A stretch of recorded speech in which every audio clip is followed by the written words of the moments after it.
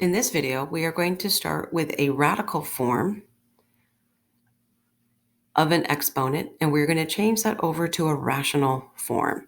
So we know that, first of all, radical will contain the radical symbol, and a rational number is a fraction. Remember that the index, or the number out front of the radical symbol, and the root is the denominator, and the numerator happens to be the power that the base is raised to. So how do we read this problem here? We would read that as the fourth root of 3 to the fifth power.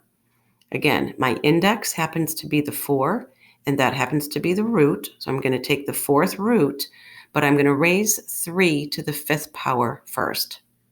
And again, my numerator is the 5, and the denominator is the 4. In this example, you're going to read that as the seventh root of 2 to the sixth power. So the index of 7 is my denominator, and the fact that the 2 is raised to the sixth power, the 6 is the numerator. When we take a look at this example here, well, first of all, we're noticing that everything is in the denominator, so I must have to have a negative exponent. My index is a 5, so I'm taking the fifth root of 4 to the third power.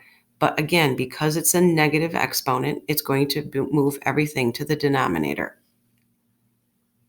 Remember, your index is the denominator, and that's the number out front of your radical symbol. And the numerator is the power that the base is raised to.